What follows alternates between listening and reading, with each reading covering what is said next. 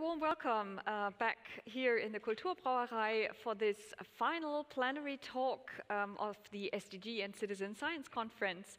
And I am very pleased to welcome Thomas Mboa from the University of Ottawa in Canada for our talk. Thomas is a social scientist with interest in the maker movement, open science, social innovation, and scholarly communication. He is a new emerging researcher at the Open Africa Innovation Research Network. And as I said, he is a visiting researcher at the University of Ottawa in Canada currently. Due to his background in biochemistry, Thomas is deeply engaged in promoting DIY bio and democratized biotechnology in Africa. You can have a look at his own biohacker space, which is placed in Cameroon on the website, the Mboa lab.africa. And this biohacker space is part of the Open Bioeconomy Lab. He is also very committed and engaged in various African open science networks and also associations. And for today, we are very curious and looking forward to your reflections, Thomas, on openness as a pathway to support the SDGs and exploration of science society mediation spaces. Welcome, Thomas. Okay, thank you very much for the introduction. I'm very happy to give this talk today, and just to say that this presentation is a personal thinking, and it doesn't engage in any way one of the institutions in which I'm affiliated. So my presentation today, just to give you like a kind of feedback or to better situate my thinking. The first thing I would like to say is as a thinker, I am working on open science with a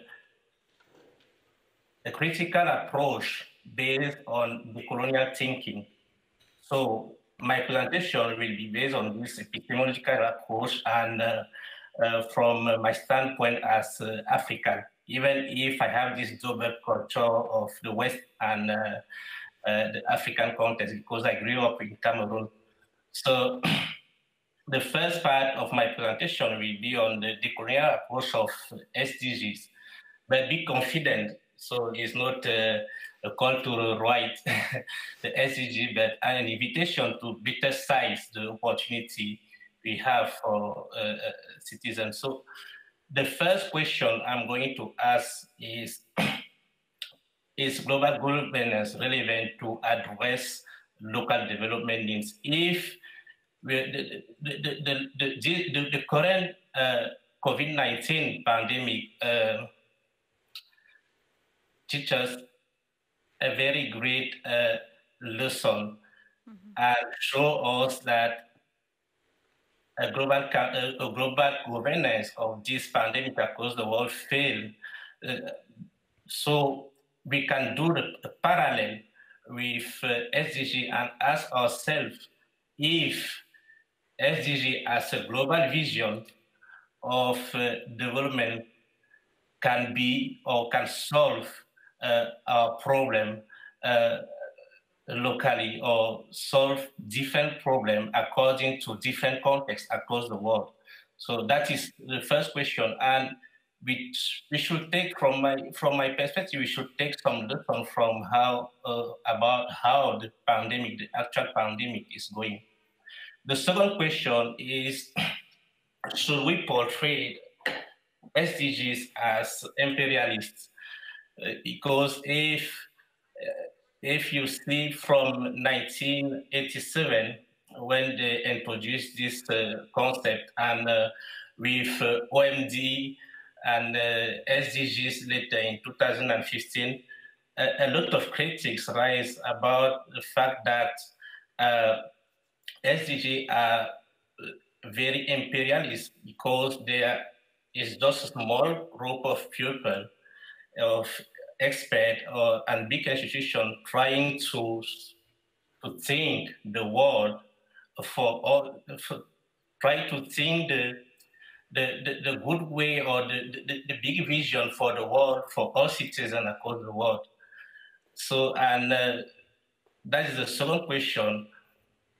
So to see if, or to ask ourselves if SDG can be considered like or portrayed like imperialist. And the third question, and that is why I'm here, is can we reverse this process, this imperialism, and give the power to citizens in such a way that they can better frame SDG according to their needs, according to their local needs where they are across the world, and then inform this small group about their own reality. And this is a big question, and from my view, we can make effort. And for me, openness seems to be a very interesting avenue to explore this way to reinvest this trend. So this brings me to what is openness. In fact, if, as I told you, my background, or I'm working on open science, and in open science, if open science is considered like the three following dimensions together. The first dimension is about openness and publication and data, but nowadays we have a kind of confusion because a lot of people reduce open science to open access or openness to publication and data. But open science is broader than open access. So open access is about open science is about open access. It's about openness to society and openness to extruded knowledge and epistemologies. So these two books, and the first book, Contextualizing Openness, can, if people want to read more about it, they can read. And the latest paper from this year in July from Leslie Chan has expanded this definition on open science. But here today, I will just focus on openness to society, which is, in other words, what I consider, or what we consider like citizen science. So citizen science for me is a good approach to contextualize SDGs. So I will not come back in the definition of citizen science, but the thing that I want to say is that we have two kinds of citizen science. We have this kind of instrumental citizen science, when in the name of a kind of pseudo participation, we are exploiting citizens, and we are doing like a kind of very good discourse around what they did. But you also have a democratic approach of citizen science, where citizens are co-producer of knowledge. For me, that is the better approach. So we need to avoid to fail in the trap of this instrumental citizen science where citizens are exploited. And how can we avoid this kind of pitfalls? I think citizen science society mediation space can allow us to avoid this kind of pitfalls, and we have many kind of science society mediation space. Amongst them, you have event, public debate, journal, virtual platform, and science shops. I'm sure that the Living Knowledge Network attends the event also about science shops. My focus is on the makerspaces, and I will share some practical experience from Africa, how the maker movement or maker spaces can contribute to citizen science. I chose example from Africa because all of us, we are citizens in our different countries and contexts. And I think some way we share the same issue, and that is why I chose example from Africa. So the maker movement is just a combination of this kind of hacker ethics, where the idea is just this kind of horizontality, where we avoid all kind of hierarchy in our work or all what we are doing, is combined with the do-it-yourself and the freedom we find in a free soft way. So, and the maker movement is reified in space called makerspace, that's a broad name, or hackerspace or Fablabs. And in Africa, this movement is very present. You can see some of them. You can see, for example, with the AfricaOSH summit, which is a kind of summit where people, makers, researchers, and government meet together to discuss issues related to open science and how they can better seize the opportunity of open science to solve our local our local needs. Mm-hmm. And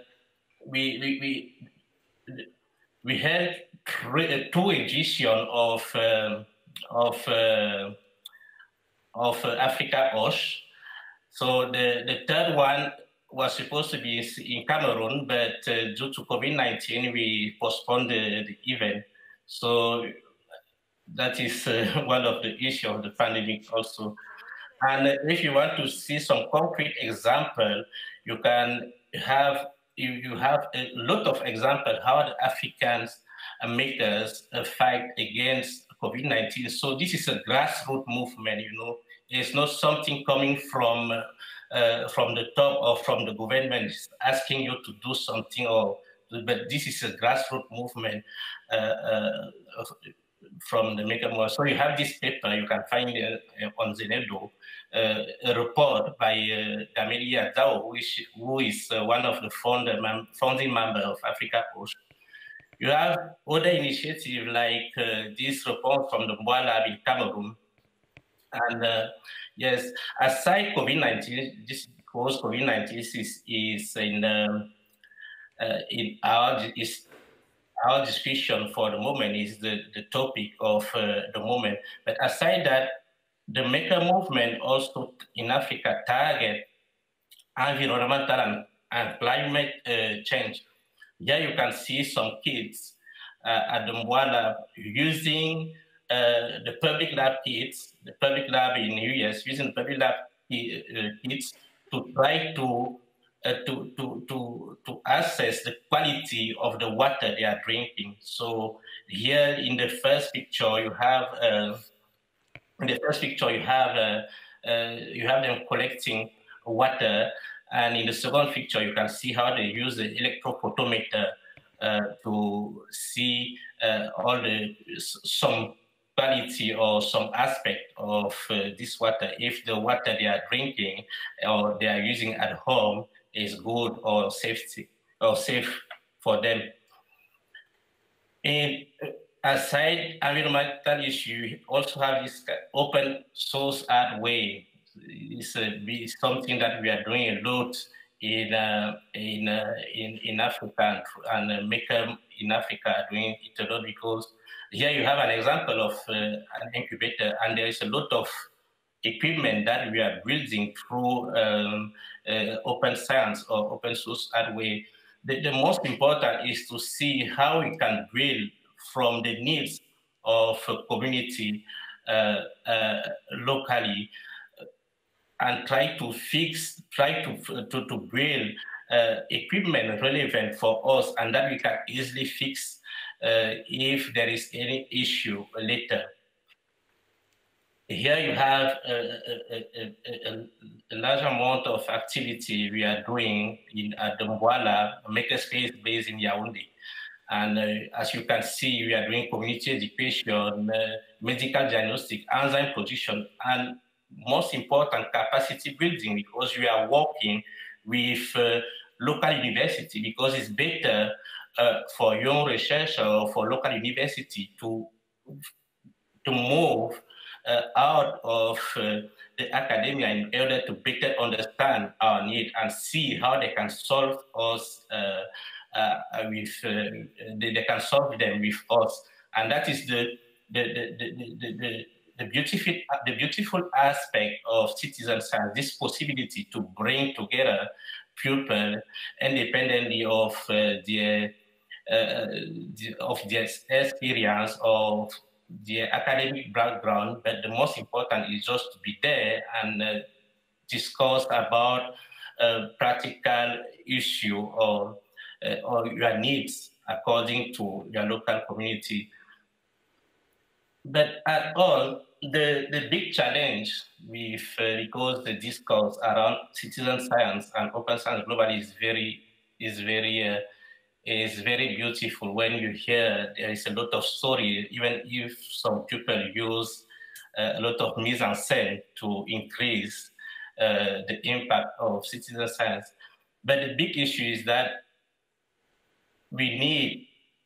there is a lot of issue for the recognition of citizen science initiative. A lot of these initiatives are always in the stage of prototypes. And again, we need to go back to some expert for the validation. So it seems like we are in the deep end straight, but that is why I'm calling here all the experts to be able to move from the ivory tower and to try to go out of their comfort zone and to learn from citizens out of this academia structure or institution or big organization, because we can learn a lot from these citizens, and that is the only way we are sure that we can drill or we can achieve fair and contextualized SDG. So it's a call to join the third voice of open science, openness to excluded knowledge and epistemology. Thank you. Thank you very much, Thomas. And we have some applause here in the room, but maybe also, yes, thank you. But also virtually in our video conference tour. Thank you very much, Thomas, for sharing those very interesting thoughts and bringing this perspective into our discussion, our thoughts. I think this was really inspiring. And I'm happy to take the questions in the chat. By the way, I am in the session in the hop-in tool, so if you have a question, please go to the session and put it there in the chat. It makes me easier to take up your questions and bring them to Thomas. I have a question here from Gesine Heinrich, and she asks, what are your ways to support the community members to find the topics they can work with in the context of citizen science? So in the context of citizen science, as I used to say, if I take the case of the makerspaces, the first thing in the makerspaces is not the equipment, but the first thing in the makerspaces is the community, the possibility or the opportunity to meet with people, discuss with them about the issue you are facing. And it's only after such discussion that the needs can really be met. And that is how you can design your makerspaces. Because makerspaces is not something standard that you have the same everywhere, like with you. It's a critique I'm doing for the Fablabs, so you have to reproduce something everywhere. But the first thing is just to have a small space to understand the needs of people, discuss with them. So it's a kind of technological approach of building thing or something like that. Yes, that is. So my tip is first to hear about local community before dumping anything. Thank you. Thank you. There's a following question that goes into the other direction. So how do you support the dialogue between the scientists who have left the ivory tower and the ordinary or community people, maybe we can say? Please come again. How do you support the dialogue between the scientists who have left their ivory tower and the communities? Oh, so it's a very big work because it's a kind of you need to do this kind of the research in the ivory tower need to do this kind of needs to have this kind of reflexivity. In French is reflexivity. So be humble to accept to learn from someone who doesn't have any academic qualification or this kind. So this is the first thing, this kind of cognitive changing you have in your mindset as a researcher you have to do. And that is what sometimes the chief Bispanatan called cognitive justice, this ability to recognize that there is a lot of knowledge out of the Western knowledge inside academia. Mm-hmm. Right, and what would you say that there is a difference if the researcher is part of the community itself? Yes, but if the researcher is part of the community itself, you need to make sure to avoid the bias as a researcher. You need to avoid to act in the community as the expert of the community, but be in a very, according to the hacker ethics, work with the community in an equal and horizontal manner so that we can all learn from each other together. Mm-hmm. Right. I would have a question as well. You mentioned that on one slide you said, if we go back, or if we go to evaluating the projects, the citizen science projects, then we might go back to the experts who might come from research. But another idea would be that the people who evaluate the initiatives are coming from the community itself too, or another community. Is that something that's happening in your spaces as well? Normally, that is how it's supposed to work. But at the end, the issue we have, even if the community is okay with such a solution, but we are not sure that the scientific community will accept. And sometimes, if you want to have or to bring accreditation in your initiative or something like that, they will ask you if you did like a kind of assessment. And this assessment is done by a lot of experts too. So, okay. As people might still be typing or reflecting what you're saying, I have another question, or yeah.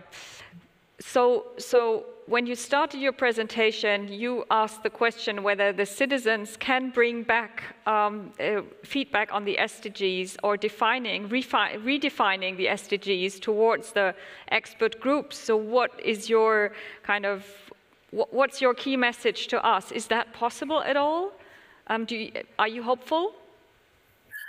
So I told that, oh my God, I want to show this slide. I told that I think we can make efforts, and because it's a big challenge, and we just have this last decade to try to make a change, to bring changing. So we can make effort, but it's mostly also a political decision.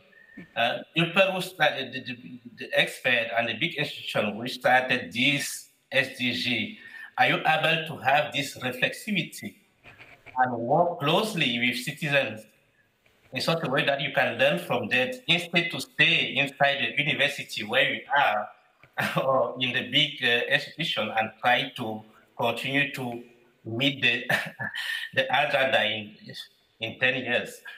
So it's a political decision, it's a political willing from your expert or us experts.